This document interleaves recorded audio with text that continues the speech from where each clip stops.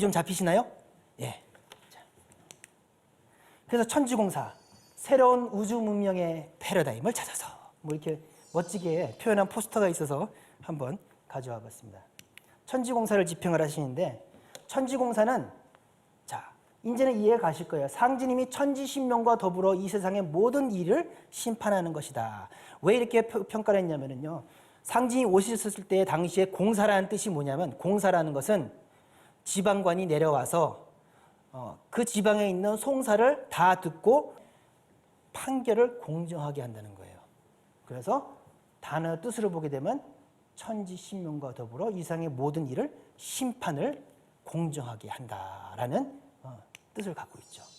그래서 상제님께서 결국 저 원한의 문제를 해결하기 위해서 과거 역사와 현재를 올바르게 심판을 하고, 그러고 난 다음에 신명들을 해원을 시켜야 되죠. 신명 해원과 더불어 장차 세계가 나아갈 프로그램, 인류사의 질서를 새롭게 짜놓으시게 되는 겁니다. 그래서 상진님께서 천지 신명 조화정부를 세우시는데 어디다 세요? 상진이 계신 북두칠성 자미원 그 천상에 있던 그 조화정부를 어디다가 세우세요?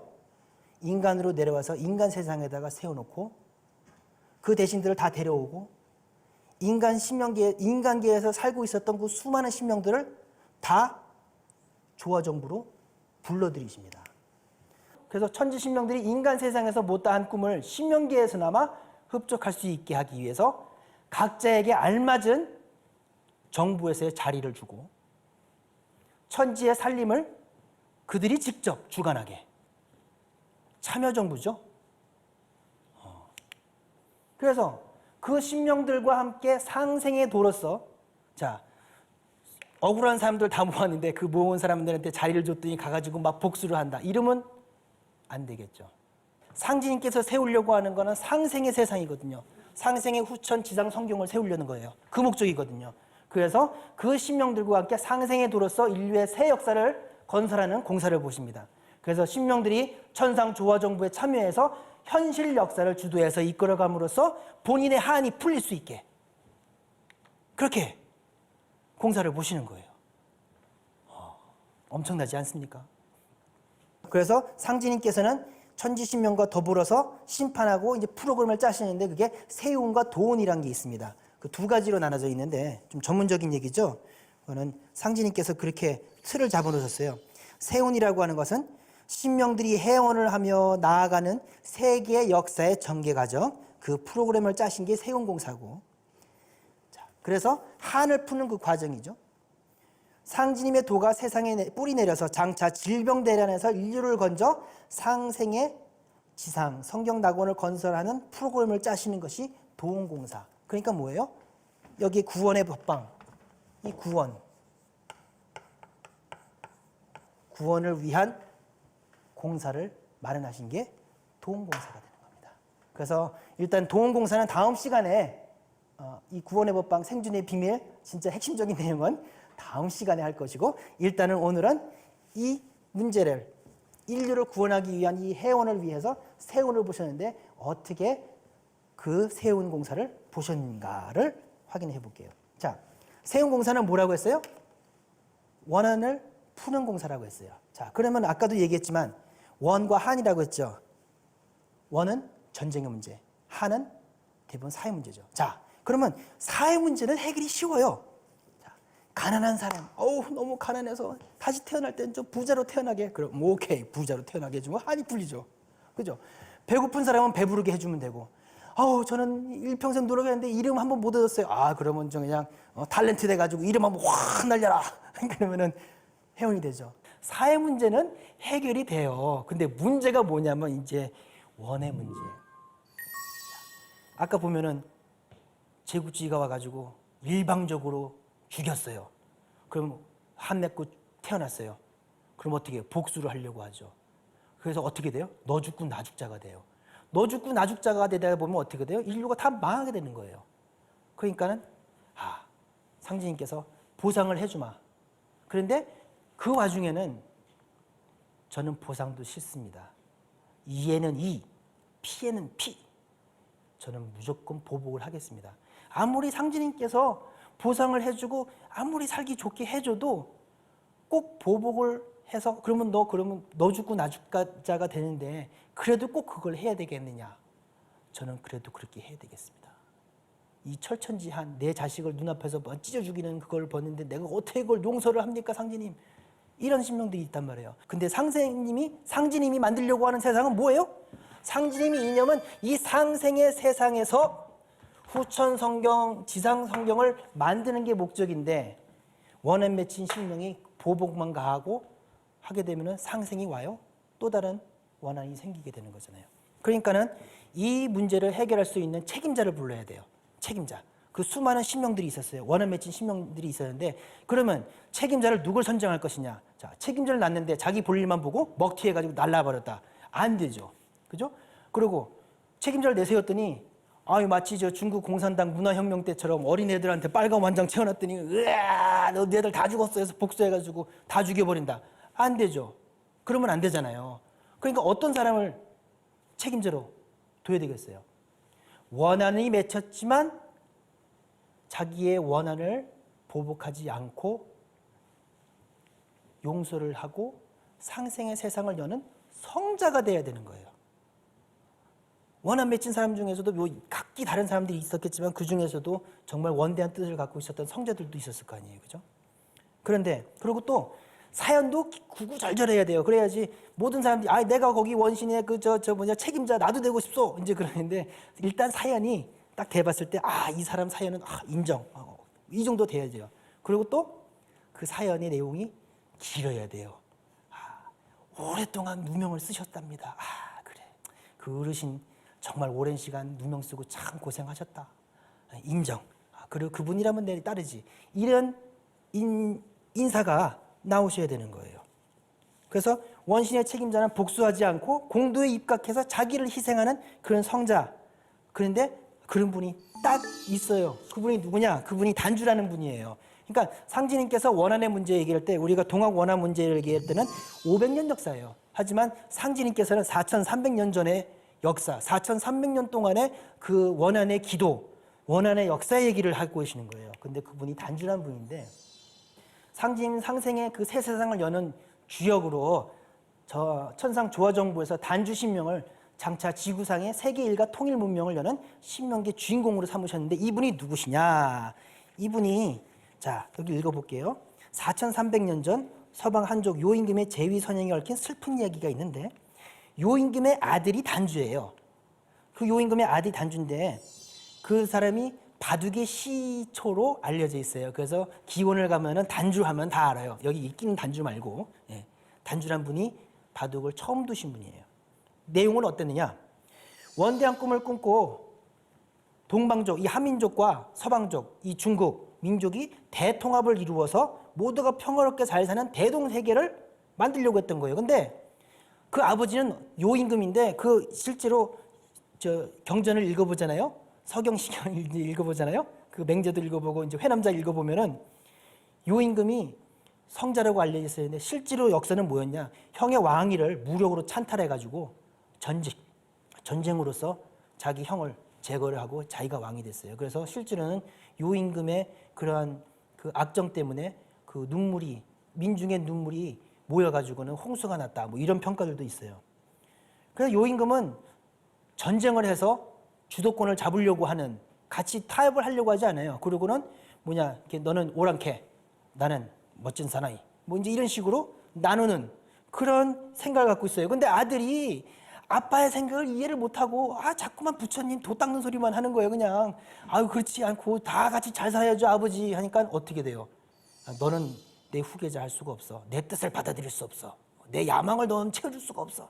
이래가지고는 요임금은 자신의 정치관이 다른 단주를 불초하다고 생각해서 사위인 순을 이게 왕위를 넘겨주고는 단주에게는 바둑판을 하나 만들어주고는 외지로 쫓아버려요. 그리고 단주는 그러고 그랬는데 대동세계를 건설했던 꿈이 좌절된 데다가 불효자식이란 누명까지 쓴 데다가 그리고 못난 놈이라고 해가지고 4,300년 동안 육아경전에 계속 그놈은 못난 놈이다, 그놈은 못난 놈이다라고 한 누명을 계속 써서 4,300년 동안 피눈물을 흘리고 있었던 거예요. 자, 그런데 바둑이란 거는 어떤 거예요? 우리가 바둑을 둔다 할 때 어때요? 우리가 머리가 복잡해요. 아유, 바둑이나 둬야 되겠다. 정신을 가다듬고, 그리고 뭐를 해요? 인고를 하는 거거든요. 참고 복귀하고 생각해보고, 그리고 바둑은 뭐예요? 수일기예요. 그리고 자, 모든 장기나 체스 같은 경우에는 상극의 놀이예요. 죽고 죽이는 놀이예요. 그래서 장기나 체스가 끝나고 나면 뭐밖에 안 남아요? 왕과 졸 몇 개밖에 안 남는 거예요. 전쟁이 허망함이거든요. 전쟁이 끝나고는 다 죽고 없어지는 거예요. 그게 장기 체스예요. 근데 바둑은 어때요? 죽고 죽이지 않아요. 자기의 세력을 딱 보임으로써 부딪히는 전쟁을 최소화하고, 끝나고 나면 어떻게 돼요? 그거를 교환을 하죠. 그죠? 죽었지만 죽지 않았어요. 교환을 해요. 그죠? 그러니까 상생의 놀이죠. 자, 단주는 상극의 세상에서 상생을 꿈꿨던 사람인데 그거에 대한 대가는 너무나도 컸던 거예요. 하지만 상생의 세상을 열려고 하는 상진임의 이상에는 단주만큼 맞는 사람이 없는 거죠. 코드 인사, 아주 가장 적합한 사람이 단주였던 거예요. 그러니까 단주께서 책임자가 돼서 이끌고 가게 되면은 수많은 원신들이 어떻게 돼요? 그 책임자를 따라서 가잖아요. 그죠?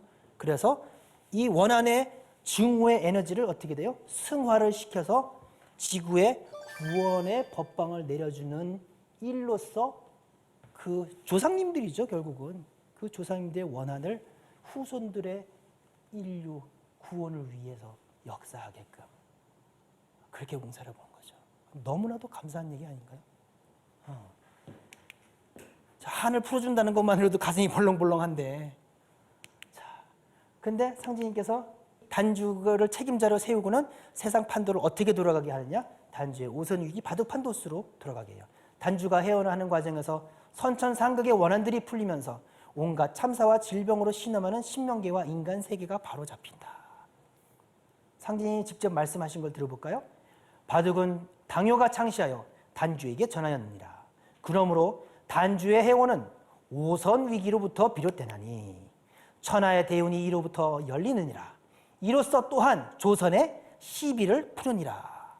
우리는 모르지만 우리 조선이라고 하는 민족이 뭔가 시비가 있었던 거죠. 그 문제까지 같이 푼다는 거예요. 그래서 오선 위기는 뭐냐? 이 다섯 신선이 한반도라고 하는 바둑판을 중심에 놓고 바둑을 두는데, 네 신선이 바둑을 두고, 두 신선이 일단 바둑을 두고 두 신선은 훈수를 두는 거죠. 나머지 한 신선은 주인 노릇을 해서 자기 집 주장을 하지 못하고, 하지만 바둑이 끝나면 어떻게 돼요? 바둑판과 바둑돌은 누구한테 줘요?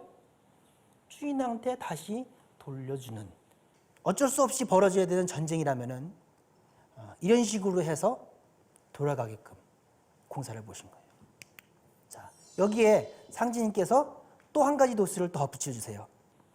현하대세가 씨름판과 같으니 애기판, 총각판이 지난 뒤에 상씨름으로 판을 마치리라. 이거는 사람들이 막 모여가지고 막 캥캥 놀고 이러면서 씨름을 하는데, 첫째 날은 애기들이 나와서 씨름을 해요. 그래서 아이고 우리 자식 잘한다 하면서 이제 그게 애기판. 그 다음에 이제 형아들이 나와서 그 다음 날 형아들이 나와서 이제 씨름을 해요. 그때까지는 소가 안 나와요. 그래서 이제 메인 이벤트 이전에 맛보기죠. 그래서 이제 형아들이 나와가지고 하는데 그걸 총각판이라고 그래요. 댕기머리 짜는 사람들이. 애기는 이제 깎아머리고. 상씨름, 이제 우리가 전라도 말에 상남자다라는 얘기 있잖아요. 상은 최상이거든요. 상씨름이라고 하는 거는 상투쓴 진짜 어르신들이 딱 나와가지고 소 딱 걸어놓고 누가 천하장사냐, 그것이 상씨름이에요. 그래서 어떻게 보면은 3세판 도수죠. 이러한 오선 위기 도수가 몇 번 일어나냐? 3번 일어나게끔 공사를 보시는 거예요. 자, 그래서 애기판, 총각판, 상씨름. 그래서 씨름판 도수는 이제 천지 전쟁 도수예요. 3번의 전쟁을 통해서 신명들이 단계적으로 원한의 불덩이를 폭발시킴으로써 해원을 하는 동시에 지구촌의 모든 문제를 바로잡는다. 자, 이거 무슨 뜻이냐? 우리가 샴페인을 막 흔들었어요. 버글버글버글버글 하죠.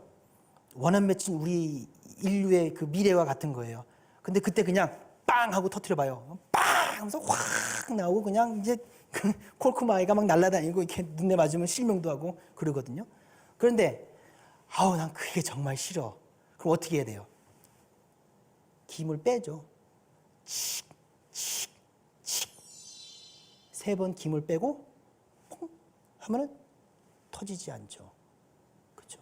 그러니까 이 원안의 문제가 샴페인 막 흔드는 것처럼 많아요 지금. 열면은 터지는 거예요. 좋은 세상을 만들려고 이게 뚜껑을 열었는데 터져서 나와서 다 죽는 거예요. 터지고 난 다음에 샴페인이 하나도 안 남아요.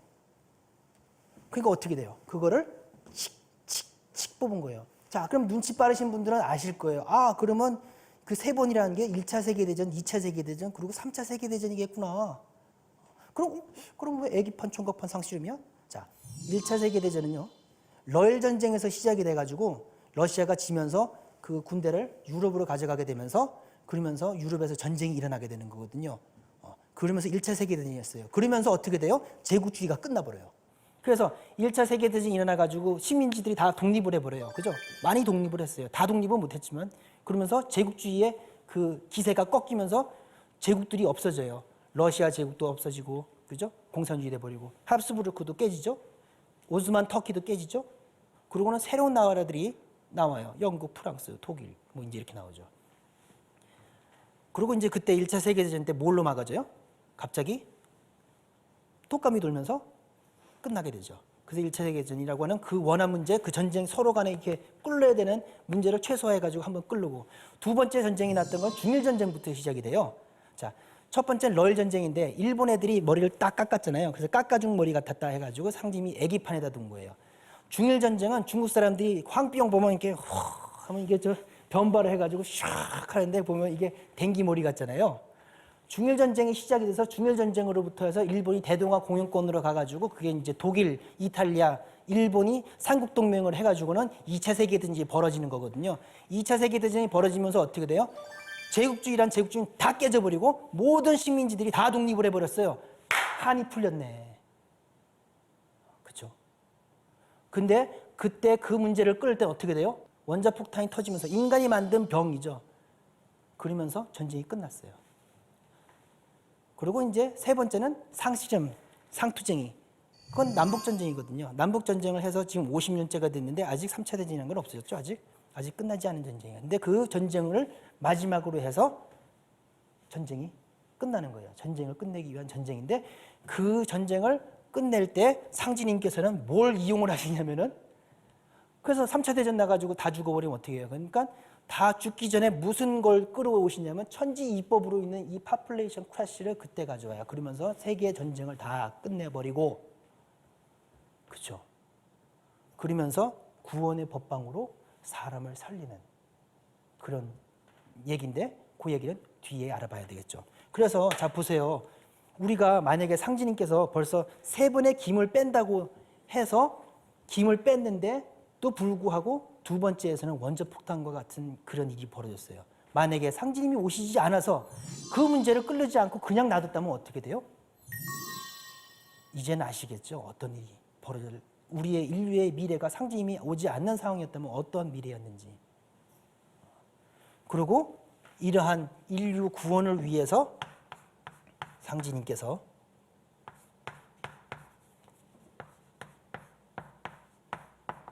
생존의 비밀을 알려주셨으니 그 내용은 다음 시간에 알아보도록 하겠습니다. 이제 정리를 한번 해보도록 할게요. 아주 많은 얘기를 했는데 자, 정리를 하자면은 자, 이 우주에는 통치자인 상진님이 계시고 그 상진님께서 140년 전에 인간으로 오셨습니다. 상진님이 인간으로 오심으로써 인류의 꿈이 이루어지고 모든 종교의 이상이 이루어졌습니다. 상진님은 우주를 다스리시는 분인데 이 우주라는 건 구체적으로 음양으로 말하면 하늘과 땅, 하늘은 아버지, 땅은 어머니. 그런데 이 천지 부모가 하나가 되어가지고 우주의 봄이 되면 인간을 낳거든요. 그래서 천지의 열매가 인간입니다. 그리고 그 인간이 한 생애를 살다가 죽게 되면 신명이 되죠. 자, 사람이 죽으면 신명이 되는 겁니다. 그런데 이러한 우주의 상극의 이치 때문에 그 상극의 이치 때문에 전쟁이 벌어지고 그 원한이 일어나게 되고 그 악순환에 의해서 결국은 우주가 붕괴가 될 만한 그러한 위기 상황이 오시게 되는데, 그래서 상제님께서 인간으로 오셔서 선천의 이 원한의 역사를 바로잡으시는데, 그것은 바로 천지의 상극 도수를 뜯어 고쳐야지만 가능한 겁니다. 그래서 상제님께서 천지에 있는 모든 원과 한을 풀어주시고, 그 원한의 역사의 근본이 되는 선천, 우주, 봄, 여름의 상극의 질서를 뜯어 고치고 새 세상 역사판을 짜셨으니 그것을 우리가 천지공사라고 얘기를 합니다. 그리고 그 천지공사 결론은 다음 시간에 알아볼 가을 개벽 상황입니다.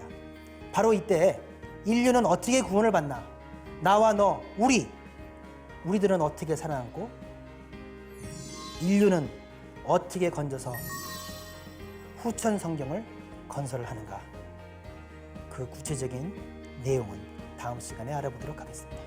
감사합니다.